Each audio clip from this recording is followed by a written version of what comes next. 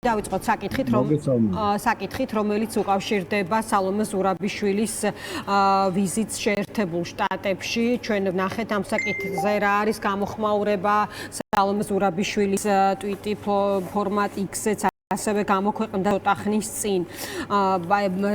რისი გამოხატულება ეს ყველაფერი, რასაც თვალს ვადევნებთ, აი როგორც მიდის ახლა ეს პროცესი და რას ველით აქედან. აი უფრო დიდი სურათის გათვალისწინებით, აი როგორიც არის ასევე რუბიოსთვის გაგზავნილი სიას, მრავალფეროვნება და ასე შემდეგ. აი რა პროცესთან გვაქვს საქმე? ამ ვიზიტისას კიდევ ერთხელ გამოჩნდა ორპარტიული მტკიცე მხარდაჭერა საქართველოს ხალხის და საქართველოსი. ეს ძალიან მნიშვნელოვანი არის, ყველა ის ნაბიჯები, ის განცხადებები, პოლიტიკური ნაბიჯები, იქნება სანქციები თუ სხვა რამ, ეს არის ყველაფერი მხარდაჭერის მანიშნებელი, როგორც კონგრესიდან, ასევე ადმინისტრაციის მხრიდან.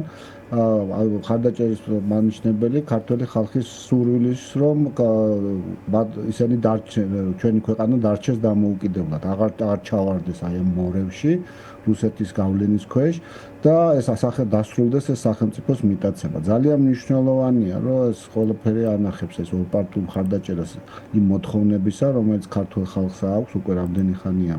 ისინი პროტესტს გამოთქვამენ და დგანან ეს გახლავთ ორი ძირითადი უმნიშვნელოვანესი მოთხოვნა, ეს გახლავთ ახალი არჩევნები, გაყალბებული არჩევნების ნაცვლად და იმ ადამიანების განთავისუფლება, რომელიც არიან რეჟიმის ტყვეები. ამ მიმართულებით კიდევ ერთხელ ვიმეორებ ამ ვიზიტისას გამოჩნდა, რომ ეს არის ორპარტიული მხარდაჭერა. თქვენ ნახეთ სალომე ზურაბიშვილის გამოსვლა იქ ორივე პარტიის მხარდაჭერები, უпростоოდ ორივე პარტიის ეს იდეოლოგიურად, ასე ვთქვათ, მათი მომხრეებიც იყვნენ, ეს არის ინსტიტუტი, რომელიც ძირითადად რესპუბლიკურია, ჰადსონის ინსტიტუტი. სხვადასხვა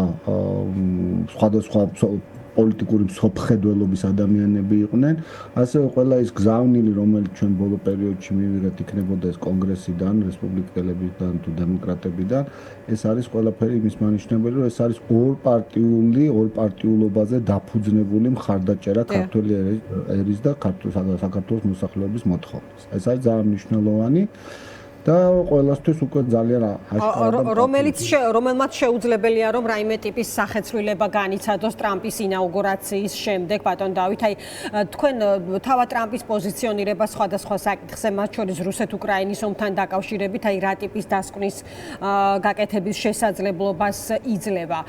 როგორ ფიქრობთ, აი ჩვენ ხშირად გვიხსენებია 20 იანვარი თარიღი, რომელსაც გარკვეული პერიოდის განმავლობაში აქტიურად ეჭიდებოდა ქართული ოცნება, თუმცა არ ვიცი, შეიძლება გარკვეული იმედგაცრუების მაგალითად რამდენად შეიძლება იყოს აღქმული, რომ ის რაც ტრამპისგან უდიდეს საფრთხედ არის და არა მხოლოდ მისგან ამერიკისგან აღიარებული ჩინეთის ფაქტორი, ამ ყველაფრის გათვალისწინებით ჩვენ ვხედავთ განმეორებით შეხვედრას ბოლო რამდენიმე კვირის განმავლობაში ჩინეთის ელჩთან.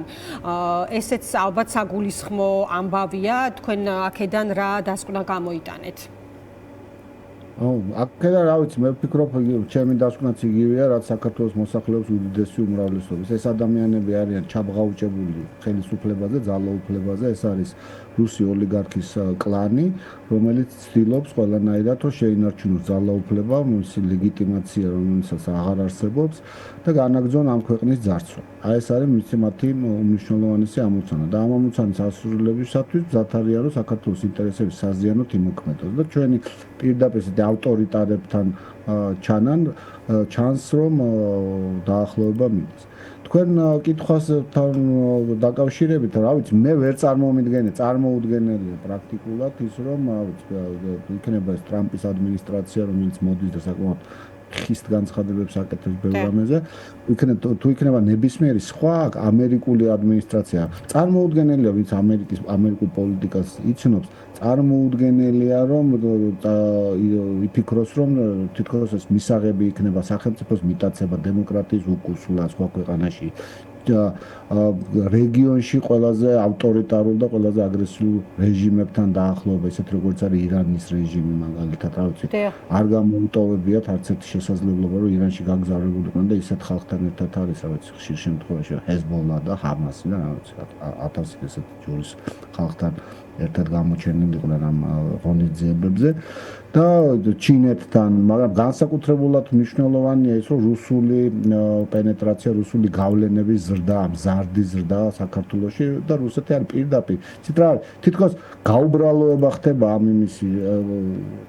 ამ საფრთხის, რომელიც ძალიან სერიოზული საფრთხე და რუსეთი ცდილობს რომ მოიპოვოს ის თავისი სტრატეგიული ამოცანები შეასრულოს, თავისი აი იმ ბერკეტების გამოყენებით, რომელიც გამოყენების საშუალებასაც ეს ხელისუფლება მას აძლევს. ეს არის ძალიან მკაფიოდ ჩანს ეს ყველაფერი.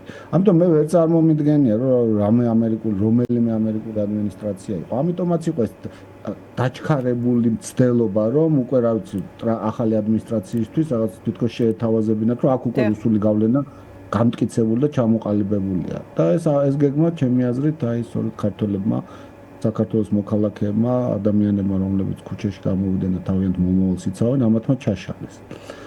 რა ვიცი, მე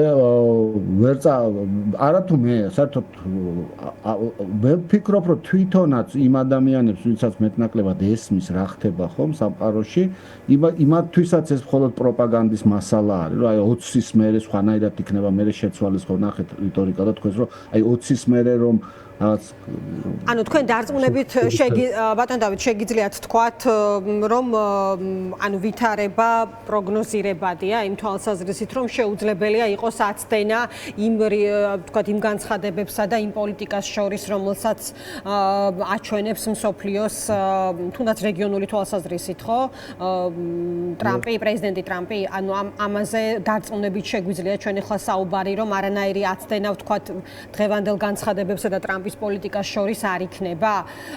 გარკვეული საკითხი უკვე არის დისკუსიის საგანი შეერთებულ შტატებში და არა მხოლოდ, ამიტომ გეკითხებით, ანუ აი რას შეიძლება ეჭიდებოდეს ოცნება, თუ ეს მხოლოდ ფუჭი გზავნილია ამომრჩევლის მიმართ, სხვათა შორის ბოლო განცხადებებში საზოგადოების ნაწილმა რაღაც გარკვეული გზავნილები იგივე ძველი რაც არჩევნების წინ ჰქონდათ, ისიც ამოიკითხეს, ხო?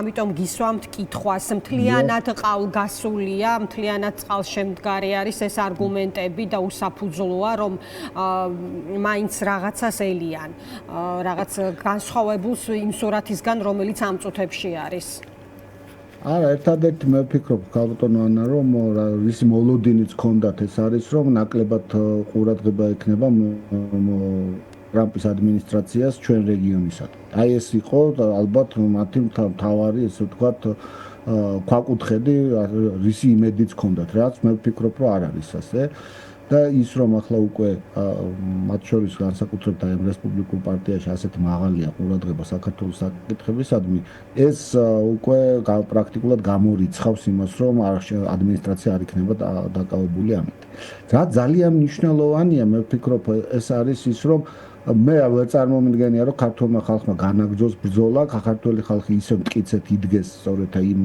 მოთხოვნებით, რა მოთხოვნებითაც დღეს ვდგავართ და ამაზე არ კონდეს ან შესუსტდეს რამენაირად ხარდაჭერა შეერთებული შტატებიდან თუ ევროკავშირიდან. ეს გამორიცხულია, პრაქტიკულად მე ამას გამორიცხავ.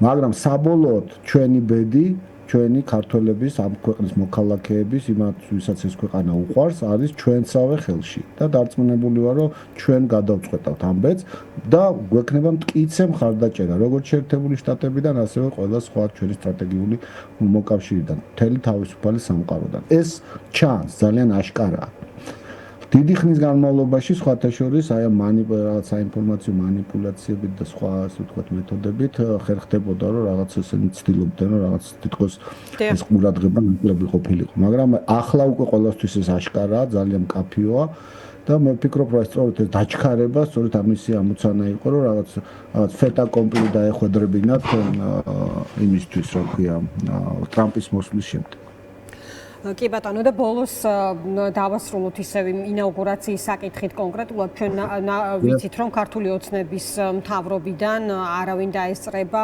ამ ინაუგურაციას ყოველ შემთხვევაში ასე არის ამ მომენტისთვის ცნობილი ასევე არ მიუღია მოწვევა არც მიხეილ ყაველაშვილს ესეც შეიძლება თქვენი გამოცდილება რას გეუბნებათ ამ თვალსაზრისით აი რაღაც გარკვეული ნიშნებია რომლის გათვალისწინებითაც საზოგადოებამ უნდა იფიქროს რომ მომავალშიც განსაკუთრებულ ნაბიჯებს ამ ტიპის ხელისუფლების მხარდასაჭერად ახალი ადმინისტრაციისგან არ უნდა დაელოდოს ივანიშვილი?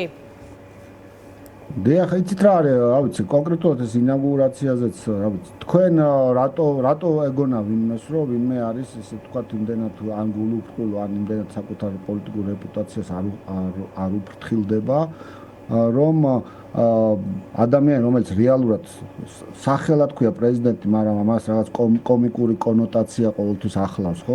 იციან, რომ აი რაღაც კონკრეტული რაღაც ერთი მდიდარი კაცის გადაწყვეტილებით არის, ხო? ის ხო ადამიანი არ აურჩევია საქართველოს, არ აურჩევია ქართველ ამომრჩევას. ეს პოლიტიკაში განსაკუთრებით თავისუფალ სამყაროში ძალიან მნიშვნელოვანია. თქვენს უკან ვინა დგას, ვინ არის ამომრჩეველი? ამ ხალხის უკან აღარ დგას ამომრჩეველი. ამ ხალხის უკან შეიძლება იდგეს პუტინი, შეიძლება იდგეს ის ფული, რაც აქვს, მაგრამ ამომრჩეველი ადამიანები, რომლებიც წვიტავენ ამ ქვეყნას ბედს და რომლებსაც აქვთ უფლება და ლეგიტიმაცია ამ ქვეყნას ბედი გადაწყვიტონ, არ არიან. ამიტომ რატომ უნდა მოიწვიონ?